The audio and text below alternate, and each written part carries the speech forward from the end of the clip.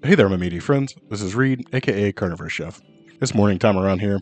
I start my days off with a half liter of water, just to get the pipes moving. I'm pretty low energy as it is, so I tend to make a full pot of coffee in my pour-over coffee pot. But you're here to learn how to make a carnivore breakfast pizza.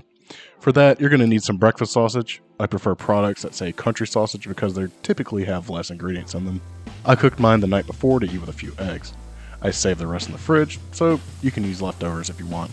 For the crust, add in 1 ounce of pork rinds, 4 ounces of shredded low moisture mozzarella cheese. Try to go for the block, but if you're feeling lazy, a little tree bark isn't going to kill you. Crack in 1 egg, and finally about 8 ounces of your cooked breakfast sausage. Blend this on low for about 2 minutes or until you get a dough with this kind of consistency. No breakfast is complete without bacon. Grab 4 slices of some thick cut bacon and cut it into strips or dice it like I'm doing here.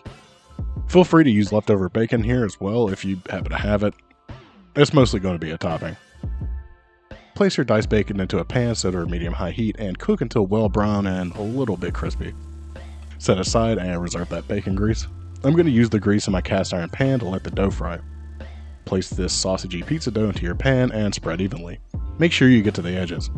Once you've gotten those clean edges, place this onto a burner over medium heat for about 7 or 8 minutes. In the meantime, let's get our sauce done. Set up a bain-marie and add about 3 ounces of cream cheese, a quarter cup of half and half, a quarter teaspoon of black pepper, a quarter teaspoon of granulated garlic, a half teaspoon of salt, and a pinch of dried thyme. All you want to do is give this the hottest whisking of your life until everything combines. This will be a thick boy sauce when it's done. Set aside the bain-marie while we check on our pizza crust. This is looking fine, but we need to get a bit of the grease out. Do that by using a paper towel. Place this into an oven set to 350 degrees Fahrenheit for 10 to 12 minutes or until the top of the crust is set. Now for the final topping. Poaching eggs is really simple. Place the saute pan over medium-high heat and bring about 1 inch of water to a boil. You'll want about 3 tablespoons of vinegar added to the pan to help keep the egg whites from going insane. Crack 3 eggs into a bowl. This is to ensure that the yolks won't break in the water. Use a spoon and make a little water tornado. Would that be a water spout?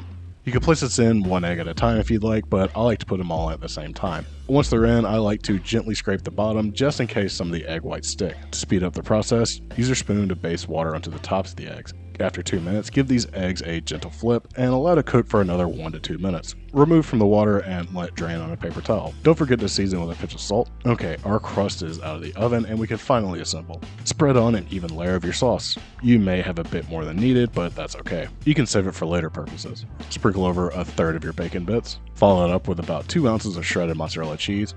And finish up with the rest of your bacon. Place this back into the oven at 400 degrees Fahrenheit for 13 to 16 minutes or until your cheese is golden brown. That is beautiful.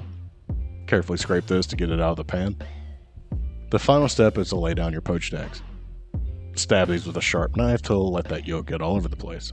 This pizza serves about 3 people or 1 average sized person for their daily calories. Now that's a nice slice. For whatever reason, I think this is the crispiest carnivore pizza I've ever made.